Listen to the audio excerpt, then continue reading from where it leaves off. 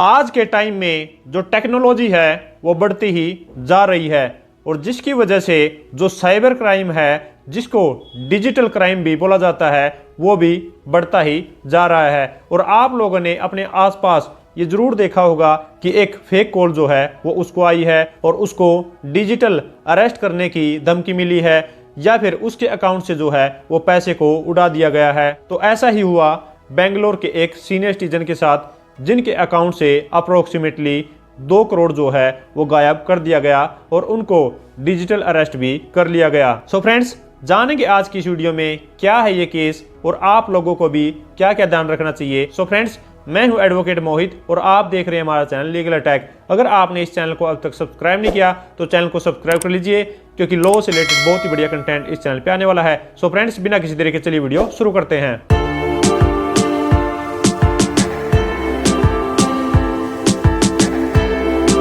So friends, सबसे पहले हम इस केस के फैक्ट्स जान लेते हैं कि इस केस में क्या हुआ था। इस केस में एक बेंगलोर का सीनियर सिटीजन था, उसको एक व्हाट्सएप पर वीडियो कॉल आती है और वीडियो कॉल पर जिस पर्सन ने उस सीनियर सिटीजन को कॉल किया था तो वो पर्सन ये कहता है कि वो एक पुलिस ऑफिसर है और मुंबई साइबर क्राइम से उसने उसको फ़ोन किया है। तो उसने एक पुलिस की जो यूनिफॉर्म है वो भी पहनी हुई थी और साथ में ही जो टेबल थी या फिर चेयर थी या फिर सारा का सारा जो एटमॉस्फेयर था वहां का, यानी कि एग्जैक्टली ये लग रहा था कि ये जो पर्सन है, जो स्कैमर है, वो वास्तव में ही एक पुलिस ऑफिसर है और वो क्राइम ब्रांच से फोन कर रहा है और उसका सारा का सारा जो बैकग्राउंड है वो बिल्कुल ही एक पुलिस स्टेशन की तरह दिखाया गया था। तो यहाँ पर उस स्कैमर ने उस सीनियर सिटीजन को ये बताया कि आपके खिलाफ जो है वो एक कंप्लेंट आई है और आपका नाम जो है वो एक मनी लॉन्ड्रिंग केस में आया है और आपके खिलाफ बहुत ही ज़्यादा सीरियस एलिगेशन इसमें लगाई गई हैं। और उस स्कैमर के द्वारा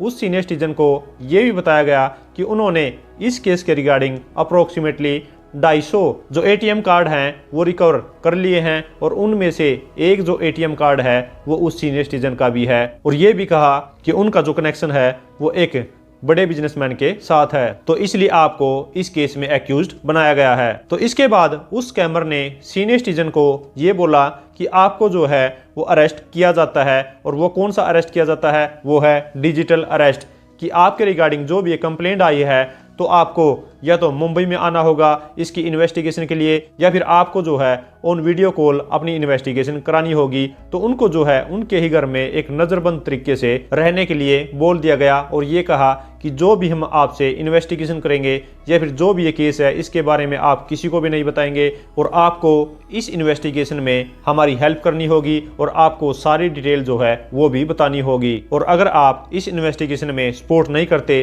तो आपको जो है वो घर से अरेस्ट कर लिया जाएगा। तो यहाँ पर जो वो सीनियर सिटीजन था वो उनकी इस बात से घबरा गया और डर गया। तो यहाँ पर जो भी स्कैमर्स ने उस सीनियर सिटीजन से डिटेल मांगी, उस सीनियर सिटीजन ने सारी की सारी वो इजीली उनको प्रोवाइड कर दी। उनकी जो भी बैंक डिटेल थी, उसके अलावा जो भी ट्रांजैक्शन थी, वो सारी की सारी डिटेल जो है वो स्कैमर्स के साथ शेयर कर दी। और ये जो उनकी इन्वेस्टिगेशन थी, ये जो एक जाली इन्वेस्टिगेशन थी, ये अप्रोक्सीमेटली 7 दिन तक चली और 7 दिन तक उस सीनियर सिटीजन को उसके ही घर में नज़रबंद तरीके से बंद कर दिया गया। और इन्हीं 7 दिन के दौरान जो है स्कैमर्स ने उस सीनियर सिटीजन के साथ अप्रोक्सीमेटली 2 करोड़ की ठगी कर ली। और जब फाइनली जो है उस सीनियर सिटीजन ने ये जो सारी की सारी स्टोरी हिम्मत करके अपनी बेटी को बताई तो उसकी बेटी जो है वो समझ चुकी थी कि इनके साथ जो है वो ठगी हो गई है, इनके साथ जो है वो एक स्कैम हो गया है। तो उसके बाद जो है उस सीनियर सिटीजन ने अपनी बेटी के साथ जाके एक पुलिस में उन स्कैमर्स के खिलाफ कंप्लेंट की,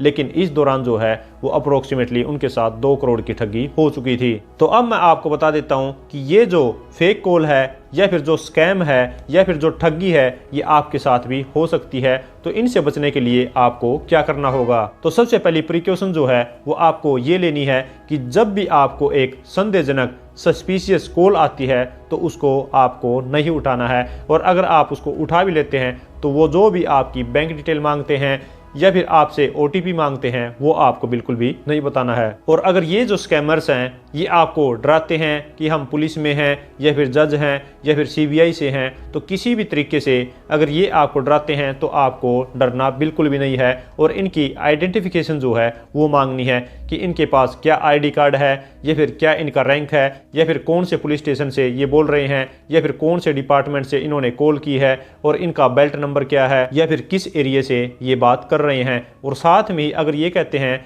कि आपके खिलाफ ये कंप्लेंट आई है तो आपने उनसे जो है वो कंप्लेंट की कॉपी भी मांगनी है कि मेरे व्हाट्सएप पर इस कंप्लेंट की कॉपी की पिक्स भेजें, तो उसके बाद मैं देखता हूं कि ये जो कंप्लेंट है वो ओरिजिनल है या फिर नहीं। या फिर आप उनको ये भी बोल सकते हैं कि आप मेरे को जो है वो रिटर्न में नोटिस दें, उसके बाद ही मैं पुलिस स्टेशन में आऊँगा या फिर उस डिपार्टमेंट में आऊँगा। या फिर अगर वो ये कहते हैं कि हम इस पुलिस स्टेशन से बोल रहे हैं तो आपको जो है उस पुलिस स्टेशन का ऑनलाइन गूगल से नंबर निकाल कर डायरेक्ट कॉल करके ये पूछना चाहिए कि आपकी ब्रांच में या फिर पुलिस स्टेशन में क्या कोई ऐसा पुलिस ऑफिसर है और आपने ये जो कॉल हमें की है ये एक फेक कॉल है या फिर ओरिजिनल कॉल है। तो मतलब आपने उस पुलिस स्टेशन के ऑनलाइन नंबर को निकाल कर उस ऑनलाइन नंबर पर यह वेरिफिकेशन भी करनी है, जिससे कि आपको जो है वो शायद सच्चाई का पता लग सकता है कि ये जो कॉल की गई है ये स्कैमर ने की है या फिर ये एक ओरिजिनल कॉल है। और इन स्कैमर्स के द्वारा आपको जो है वो कंफ्यूज भी किया जाता है, तो आपको